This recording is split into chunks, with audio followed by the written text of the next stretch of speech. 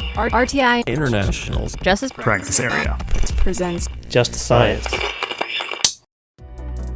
Welcome to Just Science, a podcast for justice professionals and anyone interested in learning more about forensic science, innovative technology, current research, and actionable strategies to improve the criminal justice system. In episode 2 of our 2023 Sexual Assault Awareness Month mini-season, Just Science sat down with Dr. Julie Valentine, the Associate Dean of the Brigham Young University College of Nursing, to discuss the factors that contribute to low prosecution rates for sexual assault cases.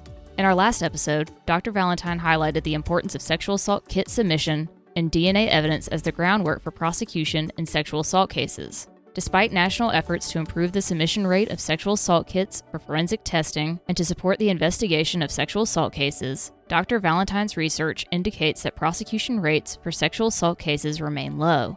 Listen along as Dr. Valentine discusses the challenges associated with resource allocation for improved sexual assault response reform, the outcome of her research related to prosecution rates for sexual assault cases, and how future legislation may positively impact response reform efforts. Dr. Valentine is also participating in the FTCOE's Sexual Assault Awareness Month webinar series. Go to forensiccoe.org to register today. This episode is funded by the National Institute of Justice's Forensic Technology Center of Excellence. Some content in this podcast may be considered sensitive and may evoke emotional responses or may not be appropriate for younger audiences. Here's your host, Tyler Rabel.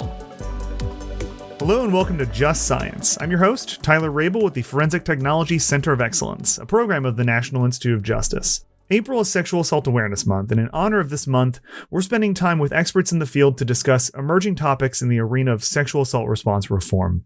To help guide us in our conversation today, I'm joined by our guest, Dr. Julie Valentine, Associate Dean and Associate Professor at Brigham Young University in the College of Nursing, and Certified Sexual Assault Nurse Examiner with Wasatch Forensic Nurses. So, Julie, welcome back. It's great to see you again. It's great to talk.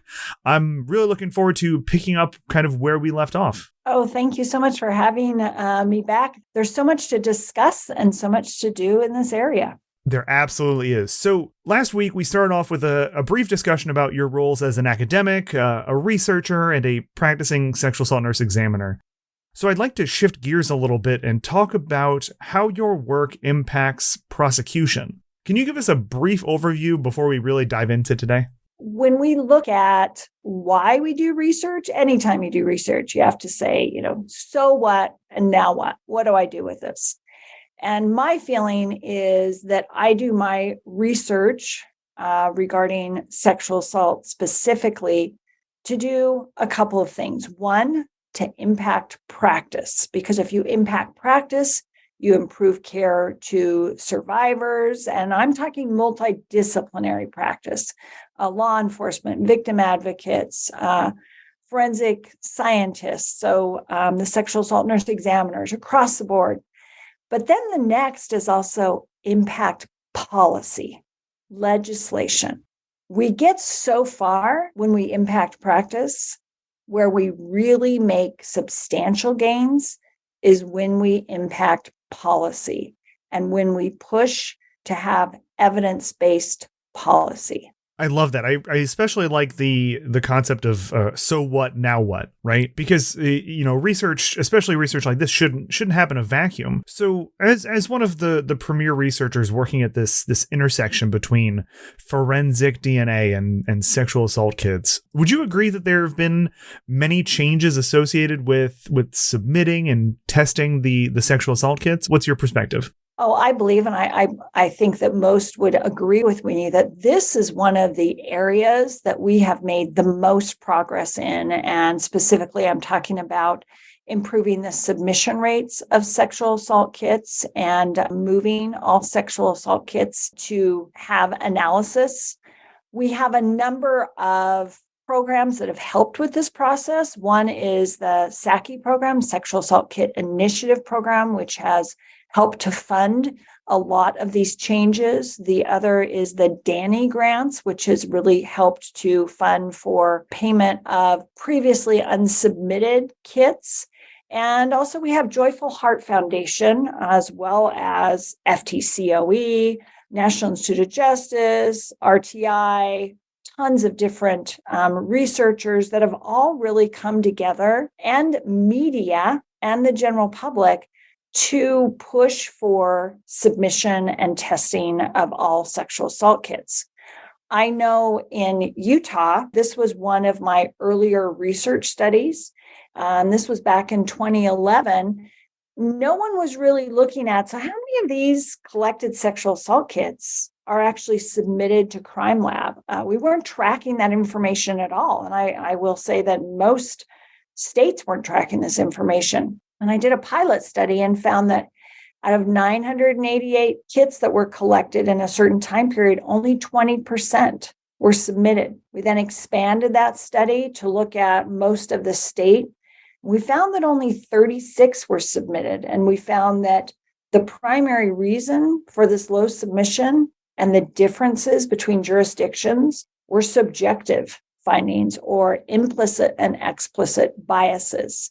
We found 2 counties that were right next to each other. One was submitting 40% of their sexual assault kits. The neighboring county was submitting 4%.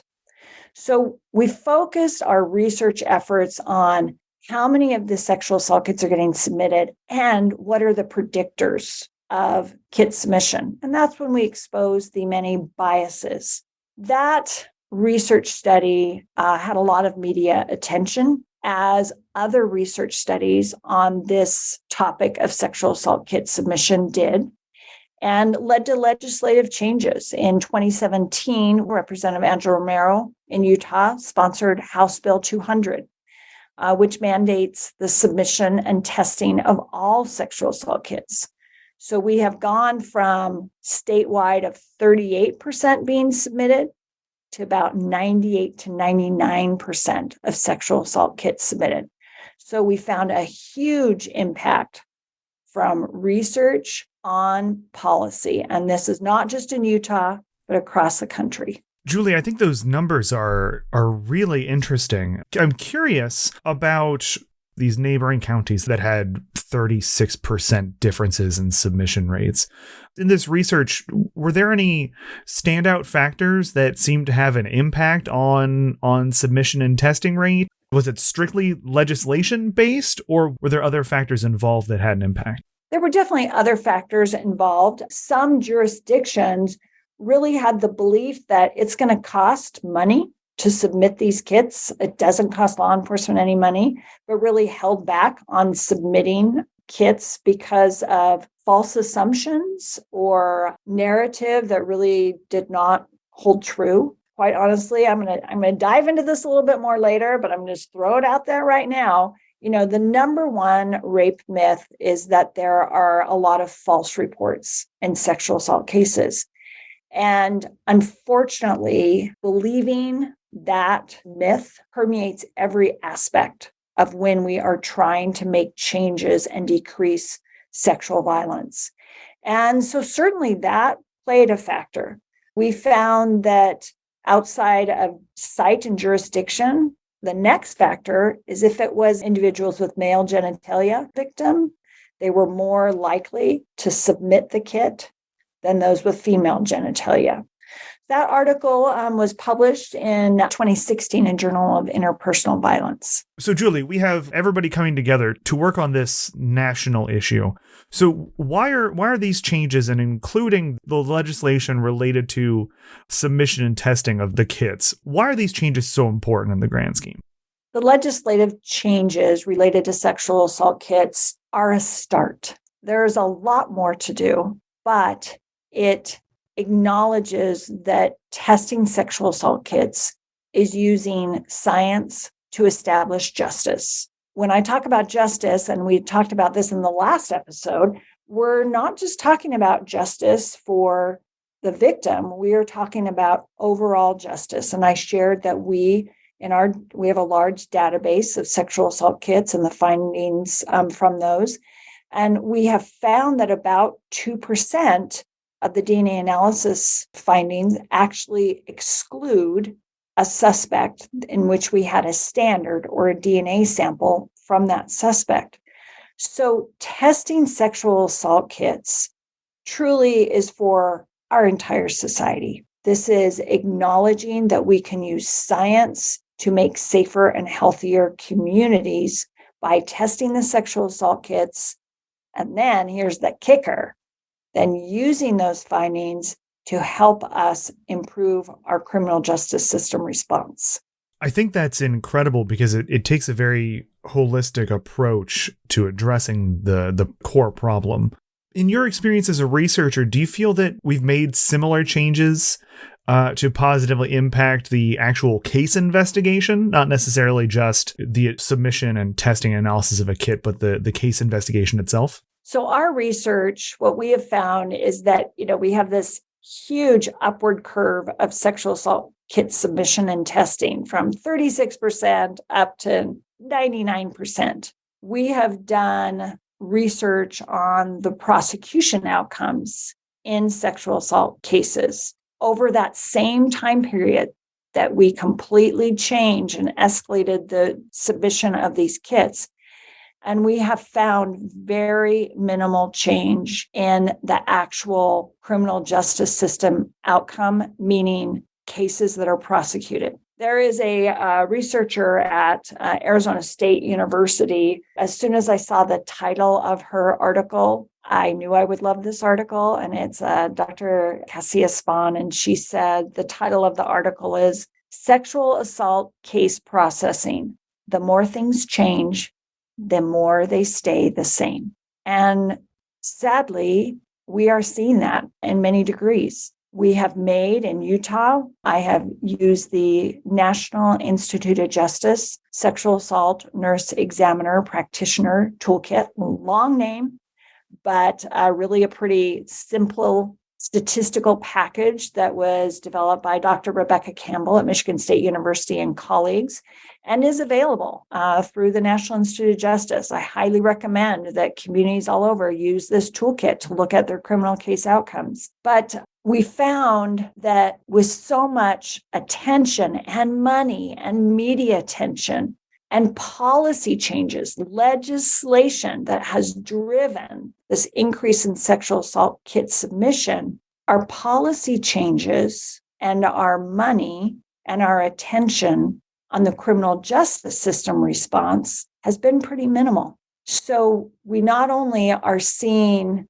flat lines on prosecution or only minimal improvements, we are also seeing increasing rates of sexual violence by our current numbers. Some of our listeners may be aware that the CDC released a report recently on the mental health of our teenagers and really focused especially on teenage girls, and found reports of increased sexual violence, which is negatively impacting their mental health. So we need to maintain our focus on, yes, these sexual assault kits need to be submitted, but now where is our next focus? And I believe our next focus is on improving prosecution.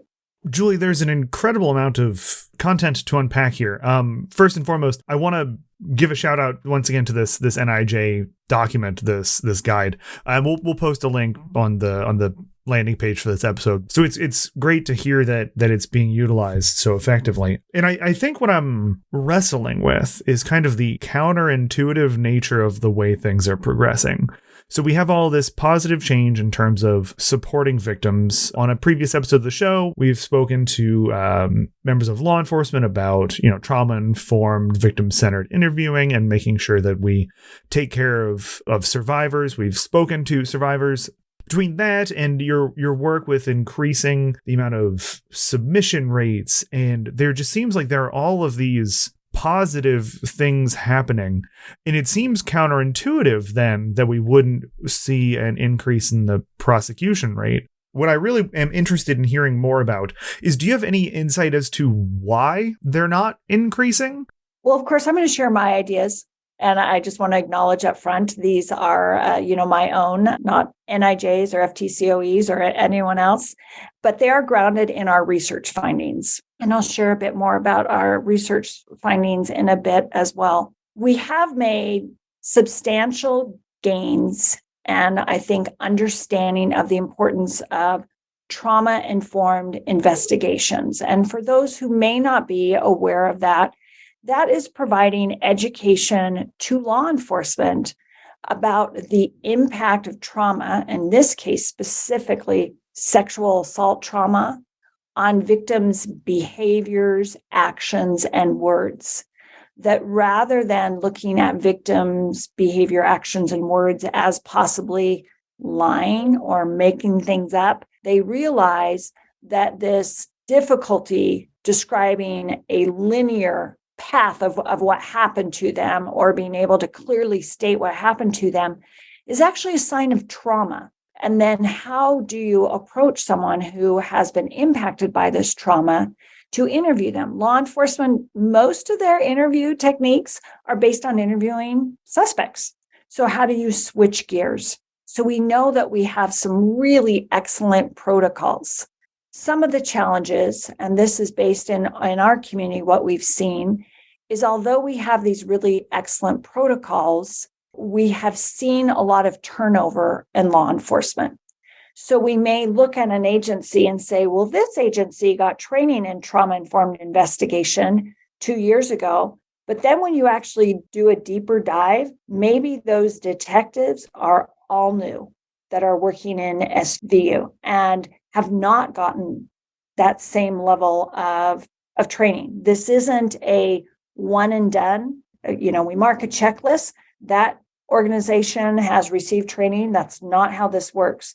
We're really talking about a culture shift, and that takes a while. Another thing that I know in Utah, and I think in many parts of the United States, is that law enforcement has really taken a beating. And this is for many factors, but because of this, we see law enforcement officers with really large caseloads.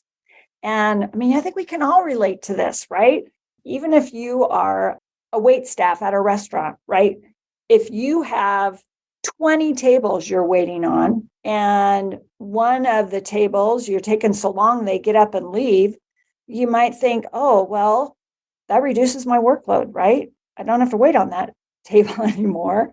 It's really hard to give that attention. And I work with so many amazing law enforcement officers that really struggle to have the resources that they need.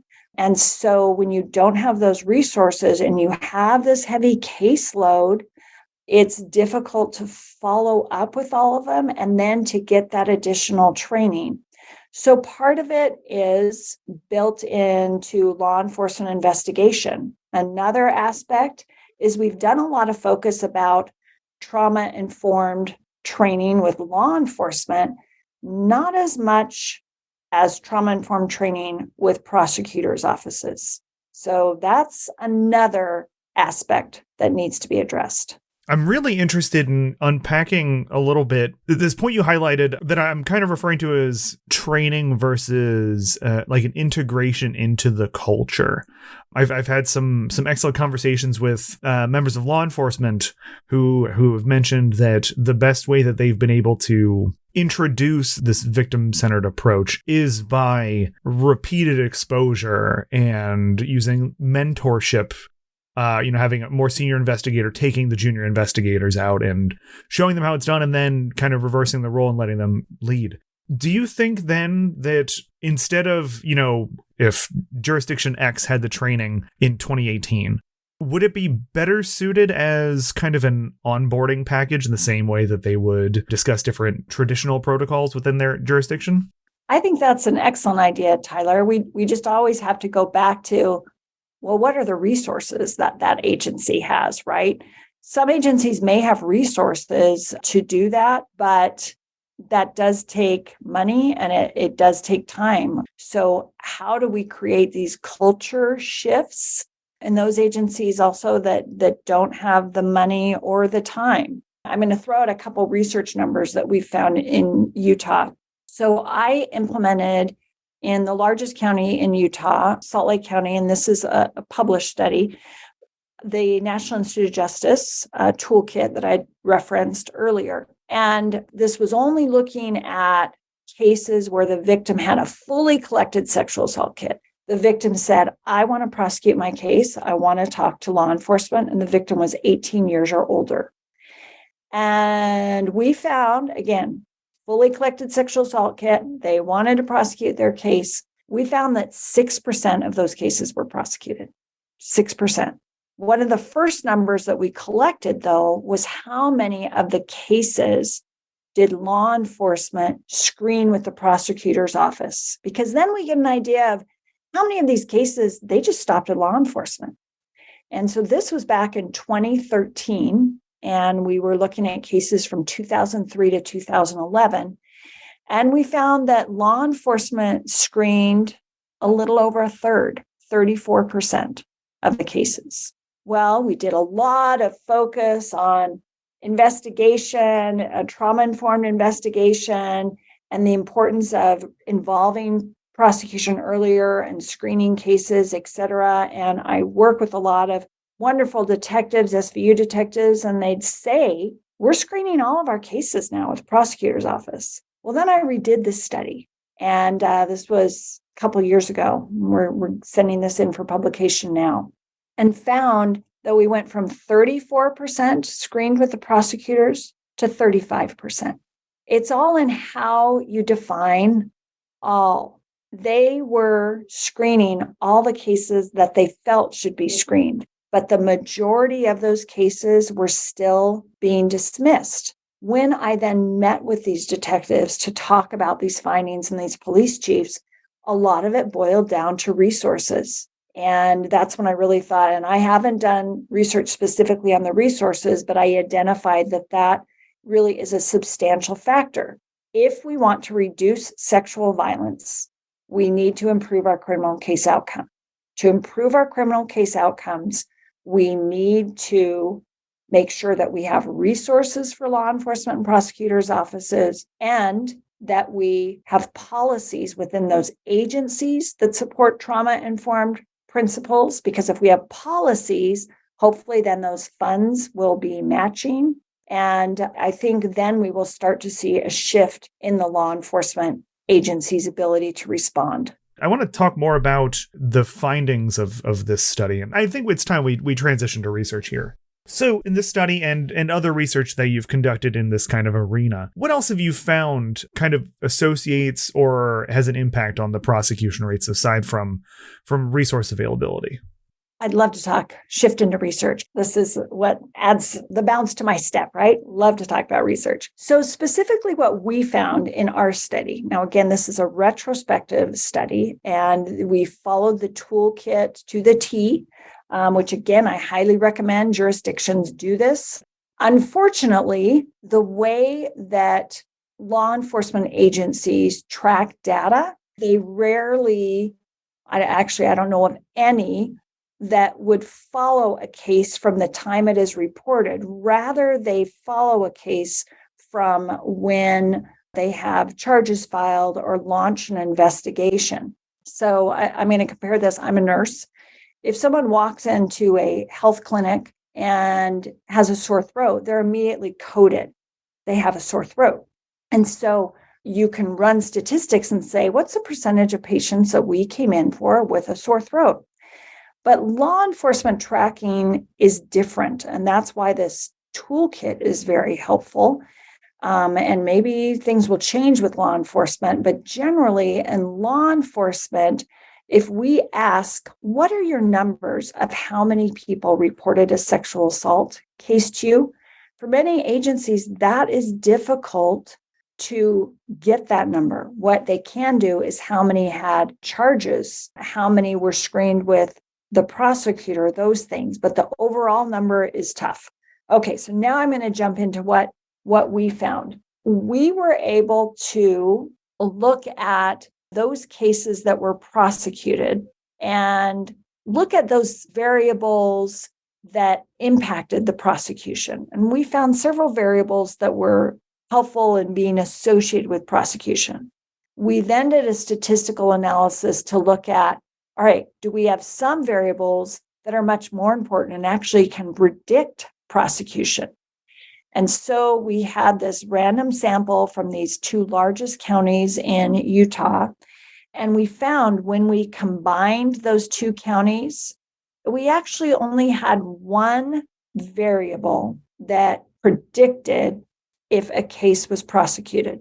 And it predicted it 3.5 times more likely to be prosecuted if the victim was asleep and woke up to being raped or sexually assaulted. That was our only variable. So let's dig a little deeper and say, what does that mean? Well, one is if you only have one variable, and we've got a whole bunch of variables that we looked at. If you only have one variable, you have to consider there's a lot of subjective variables that we are not measuring. Our variables were all related to the actual assault, the injuries the victim sustained, background on the injuries, was there strangulation, was there drugs or alcohol used, all of those things. We looked at all of those. The fact that the only variable that predicted if a case was prosecuted was if the victim was asleep and woke up to being sexually assaulted. Think about that. If you're asleep, you're in an incredibly vulnerable state, but you're also not engaged in any victim-blaming behavior. You're not making out with the person at the time. You're not out partying at the time. You're seen as incredibly vulnerable. There's a term sometimes used called righteous victim. We think those victims that are asleep and wake up to being sexually assaulted, that there is implicit bias in the criminal justice system, that those are more righteous victims and those cases are more likely to be prosecuted, 3.5 times more likely to be prosecuted. That is an incredible number. Am I correct in making the connection here that this is where those assault myths, those rape myths come into play? Absolutely. It can be difficult. We do have some really good research out there that dives into what are myth endorsements across the criminal justice system. But we have to look at what degree of subjectivity is happening in these cases. I'm blown away by that. Real quickly, I'm interested to know what other factors had been included. You'd mentioned sort of kind of behavioral ones. You mentioned the state of the survivor, any injuries they might have sustained. Could you give us a brief overview of some of the other factors that were being brought into consideration when you were looking at the coding and all of the research associated with it? We kind of divide our variables into factors related to the victim. So everything from age, race, did they self-disclose mental illness? Had they used alcohol or drugs? So all of those descriptive demographics and demographics of the victim, to also the characteristics of the assault. Was it suspected drug facilitated? Was there strangulation? Was the victim grabbed or held?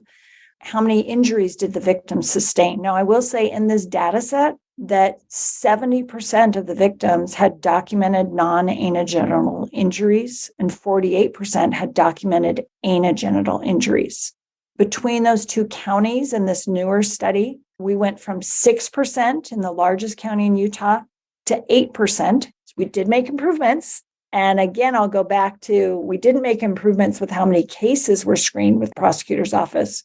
The prosecutor's office in Salt Lake County made the improvements. They are prosecuting more of the cases. The other county, we had 10% prosecuted.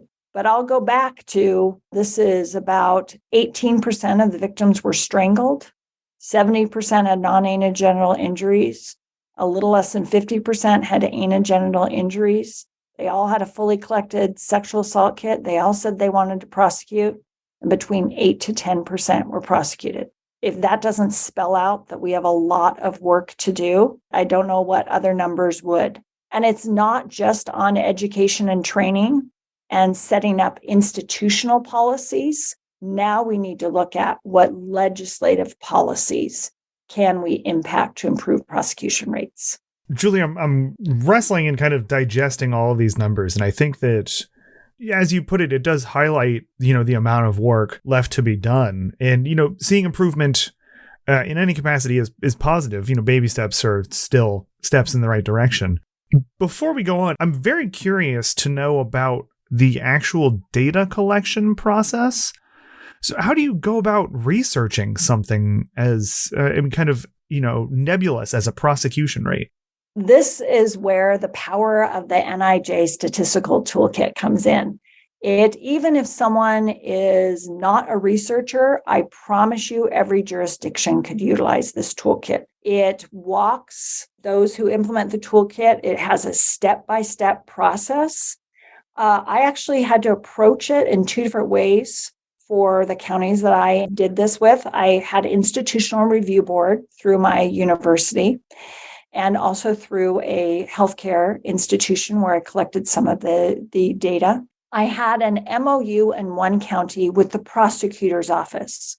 So the prosecutor's office worked with us in retrieving the information for us to pull into our data set. In the other county, the prosecutor's office was not interested in collaborating on this. And so we set up individual MOUs with the law enforcement agencies in that county. So you're thinking a memorandum of understanding, which is the MOU. I had to establish 14 of them, but that's a lot of legwork. Yes. But the benefit to doing research like this is then you increase collaboration, right? You help to bring people together. And so, yes, this is quite a bit of work, but it is worth it. And I think it's really important that we know these numbers. So we would gather this data. I have a larger data set that has information from the sexual assault medical forensic exam forms. And that's where I could connect the prosecution outcomes. And this is public record. We would use court docketing systems and connect that with the information that we had in our larger data set to analyze the variables that are associated with prosecution. The amount of interorganizational collaboration that happened as a result of all of this work.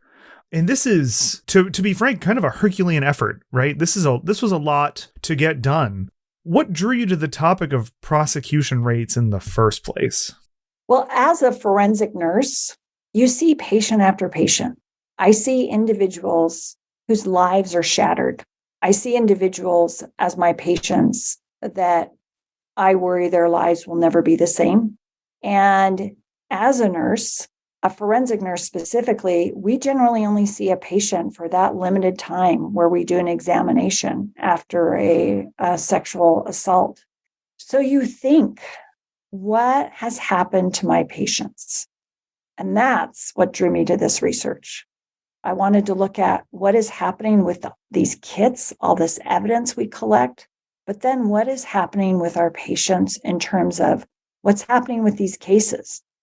I had probably done 200 cases when I first wanted to explore prosecution rates, and I had gotten one subpoena, that meaning I only knew of one of my cases that had moved forward into the court system. What is happening in these cases? That's what made me want to research this. It's a really compelling mix of curiosity and compassion.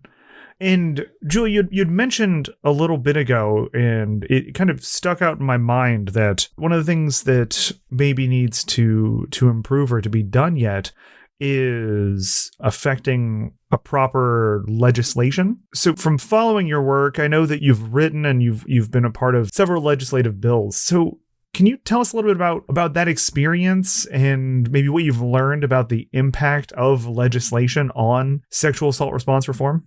Oh, I'd be happy to talk about legislation. I think now my research really is driven to impact policy as much as practice, maybe even more so, because that's where we see the bigger change. We can take, for example, this research that I did on the low submission rates of sexual assault kit.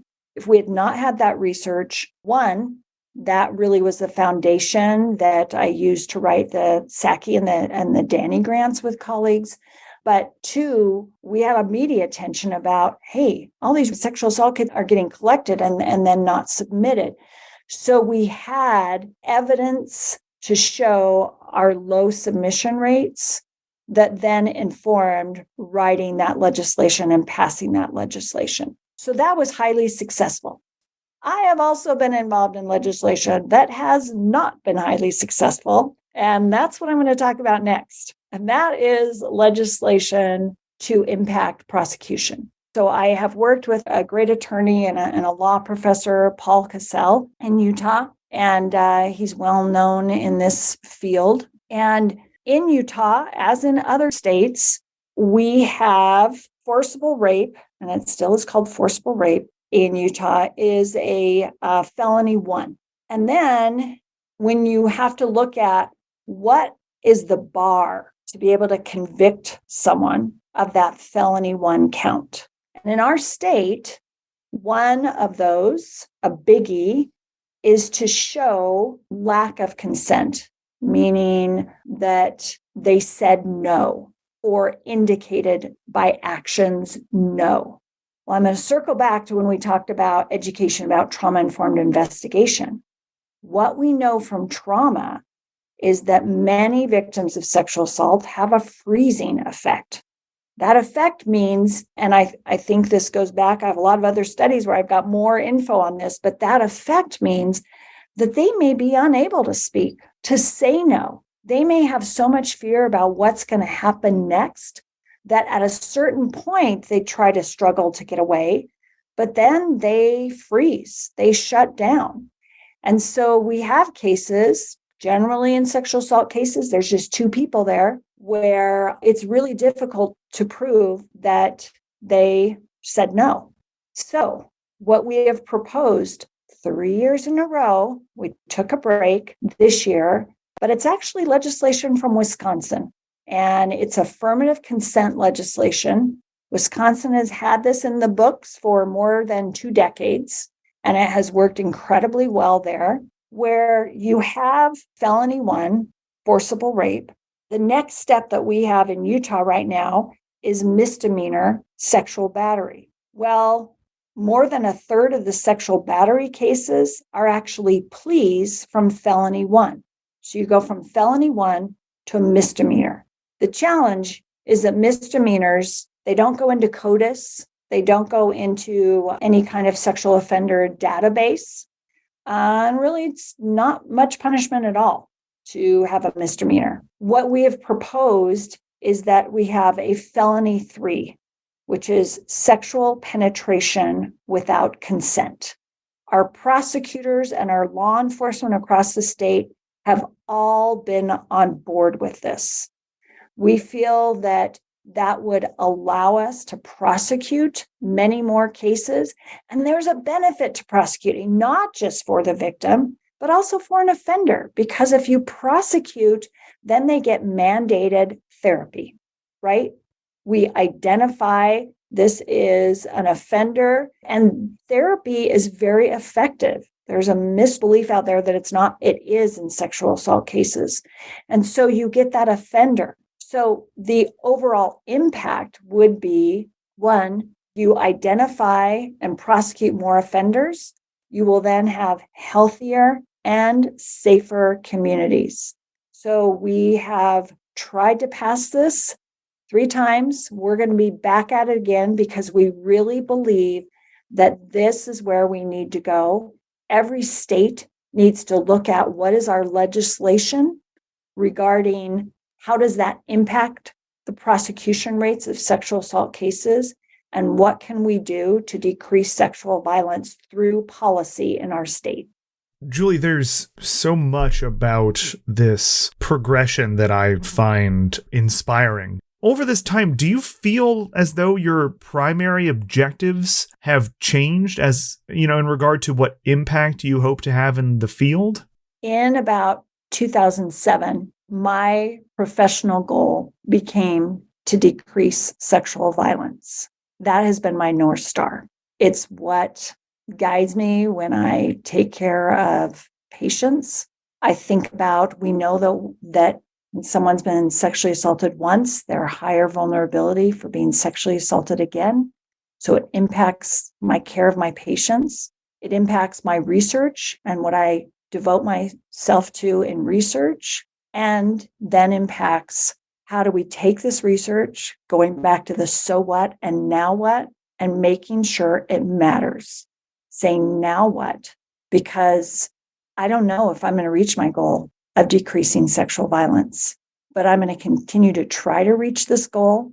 And it really is through every layer of my work as a forensic nurse and as a researcher. I'm always just so in awe of all of the things that you do. And I know you have a webinar coming up with the FTCOE to discuss prosecution rates in more detail, and we'll include a link to that on the landing page for this episode as well. Can you tell us a little bit about what else you have going on right now? I know you have just so many irons in the fire. We're wrapping up a large study on non-fatal strangulation in sexual assault that we think will have a lot of impact. We have a really huge study on injury, anogenital and non-anogenital injury in sexual assault that we're hoping to get out soon. I have a National Institute of Justice grant developing a machine learning model, sexual assault kit evidence testing. We are actually re-looking at a lot of our data and analysis because we just finished coding a whole bunch of new cases and looking at both that for individuals with female genitalia and those with male genitalia, because we found profound gender differences. But, the bottom line is, if we're going to make changes, if I'm going to try to reach my goal of decreasing sexual violence, it really involves so many different aspects. So I'm trying to identify what might have the most impact right now and go through those one-on-one. There's definitely no shortage of work to be done. So, Julie, I want to give you the final word here. What message do you have for the community? What impact do you want to make? I would say, the final words are to believe survivors, believe victims. When we think about how are we going to decrease sexual violence, in my mind, there's two things we need to do. One, we need to create cultures and environments where survivors feel comfortable coming forward to report. And that means we need to believe them. And then two, once they report, we support survivors and we improve our criminal justice system process. If we could focus on those two aspects, I think we can start to make a difference. Julie, I think you've already started to make a difference, but thank you so much for taking the time out of your day, twice this month now, to sit down with me and with Just Science to discuss all of your research and the work that you've got going on in the arena of sexual assault response reform. So thanks for being on the show. It's always absolutely wonderful to get to sit down and talk to you. Great to talk with you. And I hope the listeners out there feel like, all right, what am I going to do to decrease sexual violence? Because it's going to take all of us. For those of you listening at home, be sure to like and follow Just Science on your favorite platform. For more information on today's topic and other resources in the forensic field, visit forensiccoe.org. I'm Tyler Rabel, and this has been another episode of Just Science. Next week, Just Science sits down with Trampus Gooding, Jennifer Pollock, and Orlando Salinas to discuss familial DNA searching to resolve sexual assault cases. Opinions or points of views expressed in this podcast represent a consensus of the authors and do not necessarily represent the official position or policies of its funding.